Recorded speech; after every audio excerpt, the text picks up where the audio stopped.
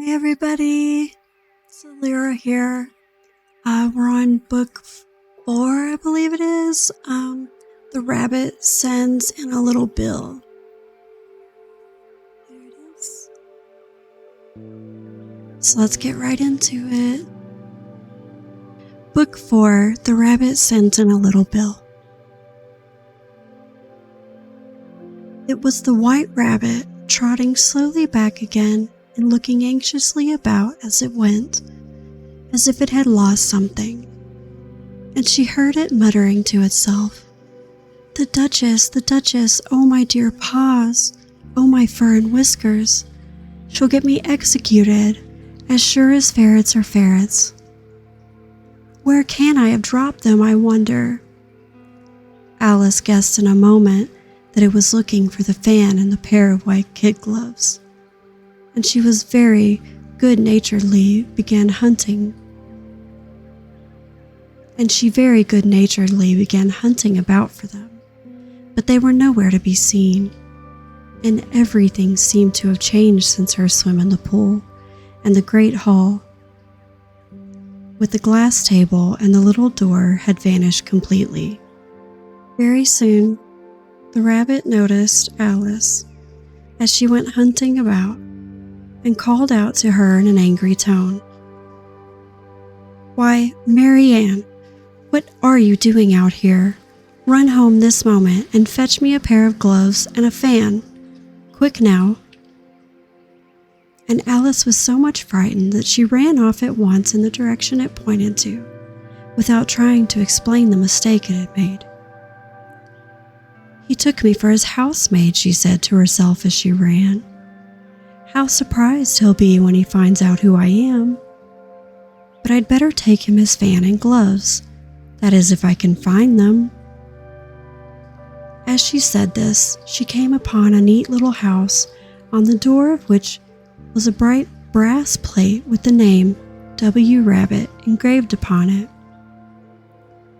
She went in without knocking and hurried upstairs, in great fear lest she meet the real Mary Ann and be turned out of the house before she had found the fan and gloves.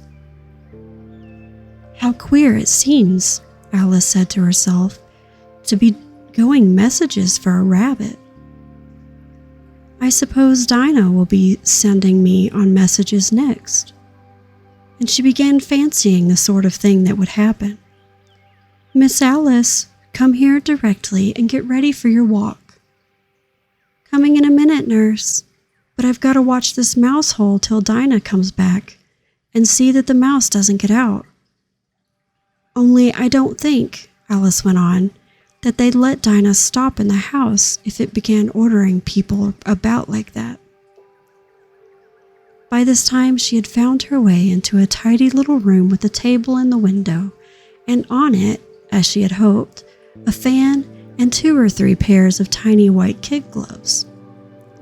She took up the fan and a pair of the gloves and was just going to leave the room when her eye fell upon a little bottle that stood near the looking glass. There was no label this time with the words "Drink me," but nevertheless she uncorked it and put it onto her lips. I know something interesting is sure to happen, she said to herself, whenever I eat or drink anything, so I'll just see what this bottle does. I do hope it'll make me grow large again, for really I'm quite tired of being such a tiny little thing. It did so indeed, and much sooner than she had expected. Before she had drunk half the bottle, she found her head pressing against the ceiling, and had to stoop to save her neck from being broken. She hastily put down the bottle, saying to herself, "That's quite enough. I hope I shan't grow any more. As it is, I can't get out the door. I do wish I hadn't drunk quite so much." Alas, it was too late to wish that. She went on growing and growing, and very soon had to kneel down on the floor.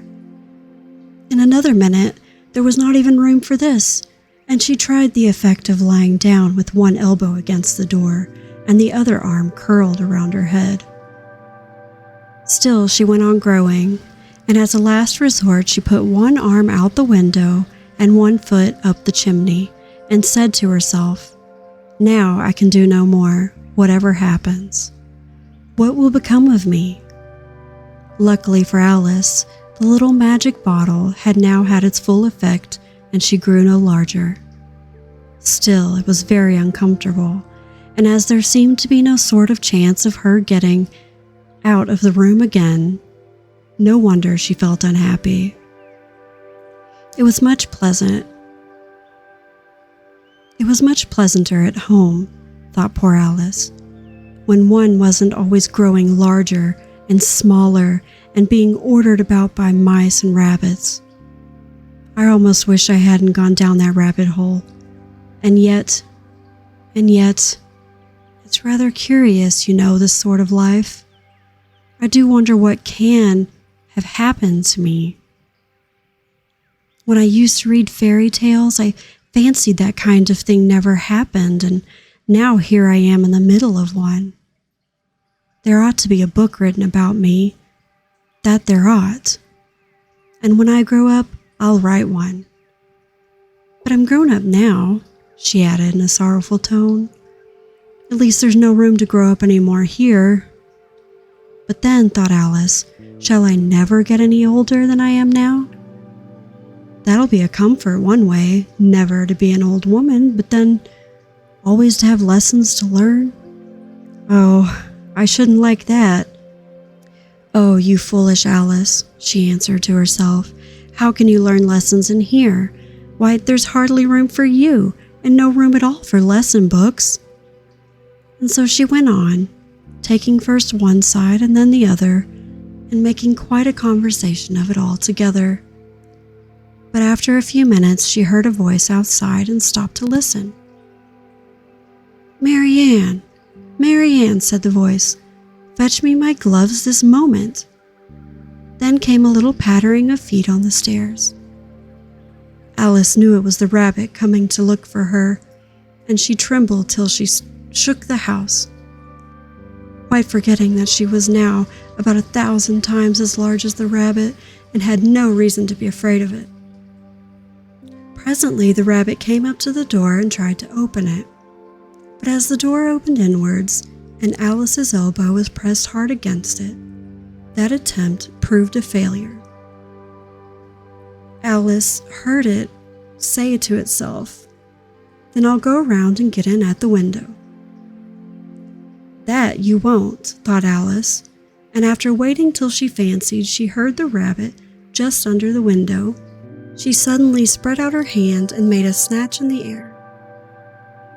She did not get a hold of anything, but she heard a little shriek and a fall and a crash of broken glass, from which she concluded that it was just possible it had fallen into a cucumber frame, or something of the sort. Next came an angry voice, the rabbit's. "Pat, Pat, where are you?" And then a voice she had never heard before. "Sure then, I'm here, digging for apples, Your Honor." "Digging for apples indeed," said the rabbit angrily. "Here, come and help me out of this." Sounds of more broken glass. "Now tell me, Pat, what's that in the window?" "Sure, it's an arm, Your Honor," he pronounced it. "Arm." "An arm, you goose. Whoever saw one that size? Why, it fills the window." "Sure it does, Your Honor, but it's an arm for all that." "Well, it's got no business there at any rate. Go and take it away." There was a long silence after this, and Alice could only hear whispers now and then, such as, "Sure, I don't like it, Your Honor, at all, at all." "Do as I tell you, you coward." And at last she spread out her hand again and made another snatch in the air. This time there were 2 little shrieks and more sounds of broken glass. What a number of cucumber frames there must be, thought Alice. I wonder what they'll do next. As for pulling me out the window, I only wish they could. I'm sure I don't want to stay in here any longer." She waited for some time without hearing anything more. At last came a rumbling of little cartwheels, and the sound of a good many voices all talking together. She made out the words, "Where's the other ladder? Why, I hadn't to bring but one. Bill's got the other. Bill, fetch it here, lad. Here, put 'em up at this corner. No, tie 'em together first. They don't reach half high enough yet. Oh, they'll do well enough. Don't be particular. Here, Bill, catch hold of this rope. Will the roof bear? Don't mind that loose slate. Oh, it's coming down, heads below." A loud crash. Now who did that? It was Bill, I fancy. Who's to go down the chimney? Nay, I shan't. You do it. That I won't then. Bill's to go down. Here, Bill. The master says you've got to go down the chimney. Oh, so Bill's got to come down the chimney, has he? Said Alice to herself. Why, they seem to put everything upon Bill. I wouldn't be in Bill's place for a good deal. This fireplace is narrow, to be sure, but I think I can kick a little. This fireplace is narrow, to be sure, but I think I can kick a little. She drew her foot as far down the chimney as she could and waited till she heard a little animal. She couldn't guess what sort it was, scratching and scrambling about in the chimney close above her. Then saying to herself, "This is Bill." She gave one sharp kick and waited to see what would happen next. The first thing she heard was a general chorus of, "There goes Bill." Then the rabbit's voice alone. "Catch him, you by the hedge." Then silence, and then another confusion of voices. "Hold up his head. Brandy now, don't choke him. How was it, old fella? What happened to you? Tell us about it." At last came a feeble squeaking voice. "That's Bill," thought Alice. "Well, I hardly know." "No more, thank ye. I'm better now. But I'm a deal too flustered to tell you. All I know is something comes at me like a jack-in-the-box, and up I goes like a skyrocket." "So you did, old fellow," said the others. "We must burn the house down," said the rabbit's voice, and Alice called out as loud as she could, "If you do, I'll set Dinah at you." There was a dead silence instantly, and Alice thought to herself, "I wonder what they will do next. If they had any sense, they'd take the roof off." After a minute or two, they began moving about again, and Alice heard the rabbit say, "A barrowful will do, to begin with." A barrowful of what? Thought Alice. But she had not long to doubt, for the next moment a shower of little pebbles came rattling in the window, and some of them hit her in the face. "I'll put a stop to this," she said to herself, and shouted out, "You'd better not do that again," which produced another dead silence. Alice noticed with some surprise that the pebbles were all turning into little cakes as they lay on the floor, and a bright idea came into her head. "If I eat one of these cakes," she thought, "it's sure to make some change in my size. And as it can't possibly make me larger, it must make me smaller, I suppose." So she swallowed one of the cakes and was delighted to find that she began shrinking directly. As soon as she was small enough to get through the door, she ran out of the house and found quite a crowd of little animals and birds waiting outside. The poor little lizard Bill was in the middle, being held up by 2 guinea pigs, who were giving it something out of a bottle. They all made a rush at Alice the moment she appeared, but she ran off as hard as she could and soon found herself safe in a thick wood. "The first thing I've got to do," said Alice to herself as she wandered about in the wood, "is to grow to my right size again. And the second thing is to find my way into that lovely garden. I think that will be the best plan." It sounded an excellent plan, no doubt, and very neatly and simply arranged. The only difficulty was that she had not the smallest idea how to set about it.